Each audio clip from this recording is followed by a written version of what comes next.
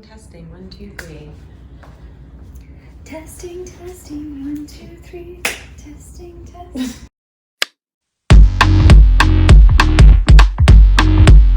Hi everyone, I'm Robina. And I'm Layla. Welcome back to our channel, Elementary My Dear, where we make nutrition science easy for you to digest. Today we're going to be talking about why we eat when we're not hungry. So make sure you hit that subscribe button so you never miss a video. This is a really exciting topic. It's kind of a continuation of what we've already been talking about when it comes to appetite, why we eat, why we're hungry, why we aren't hungry. We're going to be talking about, I guess, like the science would be positive incentive theory. And as Robina mentioned, it kind of explains how we can eat when we're not hungry and also why eating makes us feel so good. A lot of our previous videos in this series, we've spent a lot of time talking about the physiological aspects of why we eat, our hormones, our hunger and satiety hormones, things to do with our brains. And we've kind of alluded to this in all of our videos, I think, but it's very obvious that that's not the entire story. There's more to it than that, because I think most of us probably regularly eat foods even when we're not hungry, and sometimes we eat even when we're full. Today we're going to be kind of talking about why that might be. We're in the kitchen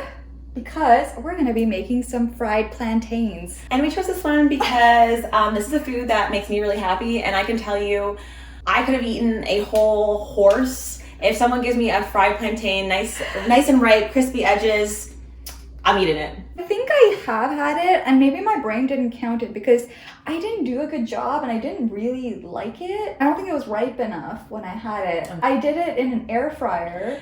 It was like, so we had just gotten an air fryer. My ancestors, they're rolling. And they're You know what? Grandma Iris, if you're watching this, I'm sorry, Grandma Iris, but you know what? That's why we're here. I don't know if there's I'm gonna learn way, today. but I can tell you that's the wrong way. Without further ado, we got our plantains. So here they are. I actually don't know how good they're gonna be, to be honest, so I'm really hoping they come out There's a good. lot of pressure on you now. I know there's after a lot of pressure. shaming me about the air fryer. In one of our previous videos, we talked about set point theory. Set point theory states that our bodies tightly regulate how much we eat purely based on energy levels. So if your energy stores go down, you'll be motivated to eat, but if you've eaten enough, that you'll stop eating because your body will tell you to stop eating. That theory is based purely on hormones and physiological mechanisms, and we know that there's got to be more to the story than that. And that's where positive incentive theory comes in. The name is positive incentive theory. It means that we get a reward when we eat, and it's not just the food itself. I can tell you, eating makes me so happy. This reward system makes the act of eating pleasurable in and of itself beyond the energy value that you get from the food. And this theory states that our drive to eat doesn't so much come from our hunger hormones.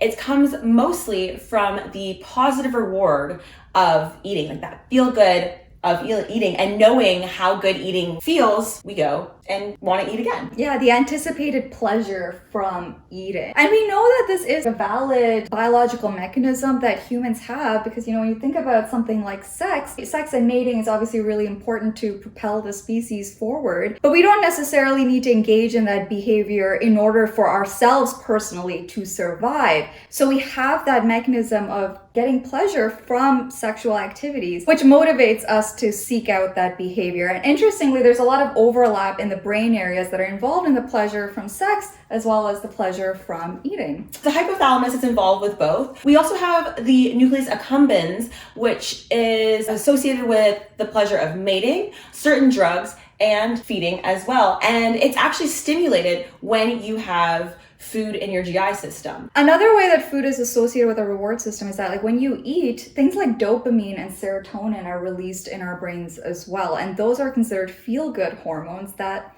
make you feel good and basically reinforce behavior. Should we get to... Let's make some plantains. Let's make some plantains.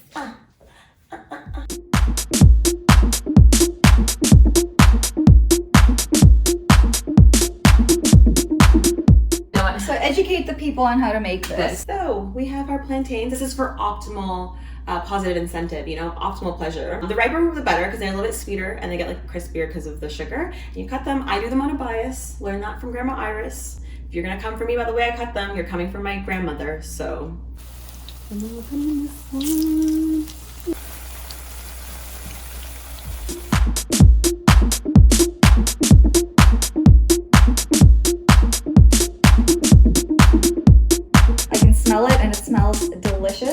activating the reward systems in your brain. I think so. I feel like my energy level, like my happiness energy level has gone up. Serotonin's flowing, the dopamine's going. I'm really hoping that these are good plantains. If they're bad, I am blaming the food industry. What do they say? A good workman or good person doesn't blame his tools? So you're calling me a bad person. No, what's the word? I know what you mean. It's like worker? No.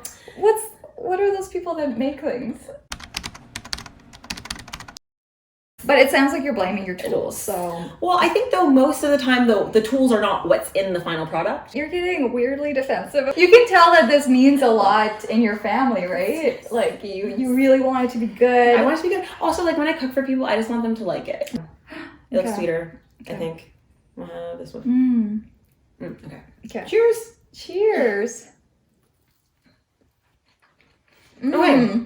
Okay. Not the best plantain ever, but it's still pretty good. Better than the air fryer one? Much better than air fryer one. Would you this has the right texture, I think. Great texture on the inside, great taste. As long as we made Grandma Iris proud. That's all I care about. I will send this video to her.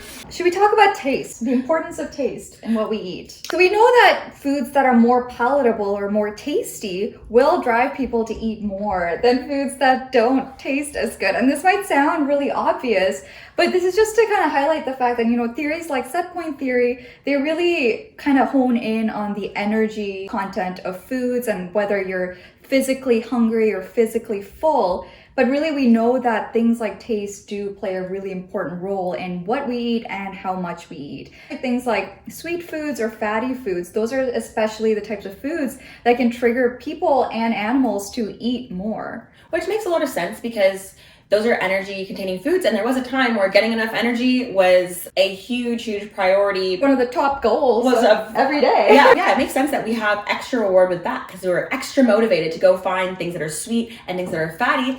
Also, I think we have a taste dedicated solely to saltiness. I think we think like, oh, salt is so like ubiquitous, it's everywhere now, but it was really hard to get way back when, and sodium, having too much, as with everything, it can be a problem, but having not enough salt, very big problem. Even within the same eating period, having more variety in both flavor and texture will generally prompt people to eat more than they would if it was just a single food. I think even with this example, like I had one piece, I'm definitely gonna have another one, but I don't know if I would keep eating beyond that. But say there was like a whole like platter of all sorts of different things, you know, you'd probably just kind of migrate between all of them and end up just eating more. This is my completely unfounded evolutionary biology, maybe hot take. I wonder if that novelty factor and the way that we have extra drive for having more variety comes from the fact that the more foods you eat, the more nutrients that you're gonna get. I think that's real. Okay. I think like in nature, if you look at the types of foods that we eat that we can find in nature, different foods, like whether it's fruits or vegetables or animals or like nuts or whatever it may be,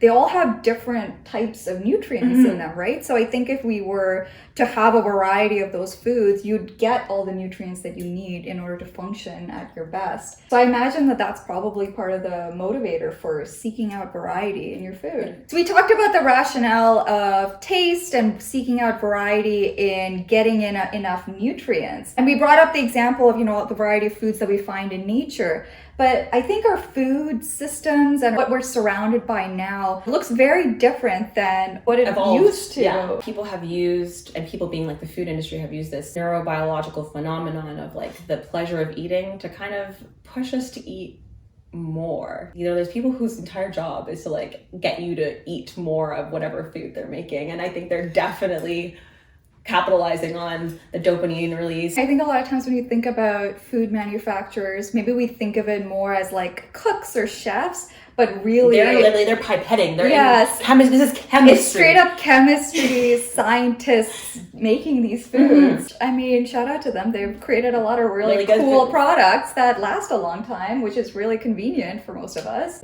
So we're gonna keep eating. Without further ado, I'm gonna have just something on these. So thank you so much for watching. Make sure to like, comment, and subscribe. Hit that notification bell so you never miss a video. Tell us what type of food will keep you eating. Yeah, what's producing the dopamine for you. And follow us on Instagram and TikTok. Thank you for watching. Bye.